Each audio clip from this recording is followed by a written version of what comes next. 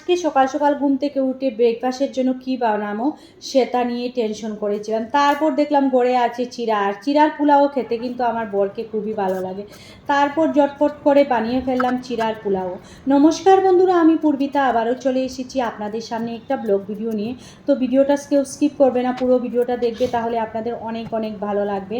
আজকে বানাবো আমি চিড়ার পোলাও। তো ভাবলাম আজকে তো চিড়ার পোলাও বানাচ্ছি ব্রেকফাস্টের জন্য, তো আপনাদের সাথে শেয়ার করি। আমি তো যেটাই কিছু করে রান্না করি মানে টুকটাক সব কিছু তোমাদের সাথে শেয়ার করি। তো চলো, ভিডিওটা কেউ স্কিপ করবে না, পুরো ভিডিওটা দেখবে, তাহলে আপনাদের অনেক অনেক ভালো লাগবে।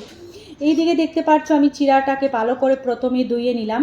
তারপর দেখতে পাচ্ছ একদম জর্জরা হয়ে গেছে। তারপর এদিকে আলুটা দেখলে তো ছোটো ছোটো করে কেটে নিলাম, আলু পেঁয়াজ সবগুলা যা যা লাগে মানে চিড়ার পোলাওর মধ্যে সবগুলা কেটে নিলাম। আর প্রথমে কিন্তু আর চিড়াটাও আমি ধুয়ে রেখেছিলাম, চিড়াটা মানে ধুয়ে তারপর 10 মিনিটের জন্য ভিজিয়ে রেখেছিলাম। তারপর জার্নির মধ্যে জেরে নিলাম। তারপর দেখতে পাচ্ছ একদম ফুলফুলা হয়েছিল, চিড়াটা ধুয়ে রেখেছি। আর এইদিকে আলুটা কুচি কুচি করে কাটে, আলু পেঁয়াজ কাঁচামরিচ কুচি কুচি করে কেটে এদিকে কড়াইয়ের মধ্যে দিয়ে দিলাম। প্রথমে কড়াইয়ের মধ্যে একটু দিয়ে দিলাম কালা শস্য, তারপর আলুটা ঢেলে দিলাম। দেখতে পাচ্ছ আলুটা, তো এইদিকে দেখতে পাচ্ছ আমার আলুটা লাল হয়ে গেছে, তারপর পেকেও গেছে আর ভালো করে। আর এইদিকে দেখতে পাচ্ছ বাদাম তারপর কাজু ঢেলে দিলাম। তারপর এদিকে রেখেছিলাম চিড়াকে ভালো করে ধুয়ে, এদের চিড়াটা মানে ভালো করে জল ঝরে গেছে, তারপর চিড়া ঢেলে দিলাম। এখন মানে ভালো করে এটাকে মিক্সড করে নেব। আর প্রথমে আমি দিয়ে দিয়েছি লবণ হলুদ পরিমাণ মতো, এখন আবার একটু দিব, কেননা চিড়া ঢেলেছি। আর চিড়ার পোলাও কিন্তু খেতে কিন্তু ভীষণ টেস্টি হয়, মানে ভালো করে বানালে কিন্তু খেতে টেস্টি লাগে, একদম পোলাওর মতো লাগে মানে।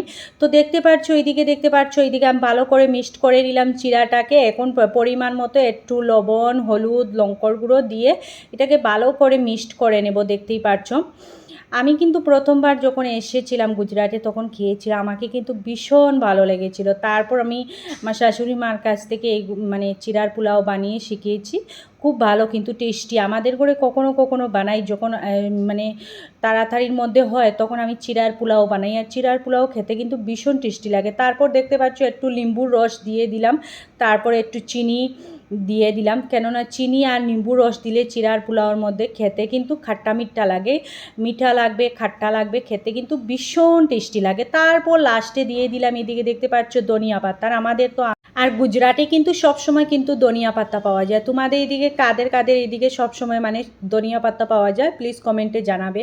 আর তোমরা কে কে এরকম করে বানিয়ে খেয়েছো চিড়ার পোলাও প্লিজ কমেন্টের মাধ্যমে জানাবে। আর ভালো লাগলে কিন্তু অবশ্যই লাইক কমেন্ট দিয়ে কিন্তু পাশে থাকবেন। তো দেখতেই পাচ্ছ এইদিকে আমার চিড়ার পোলাওটা রেডি, আর খুব ভালো লাগে কিন্তু খেতে। তোমরা যারা যারা এখনও খাওনি এরকম করে বানিয়ে খাবে, দেখবে ভীষণ টেস্টি লাগে। তো আজকের মতো টাটা, বাই বাই।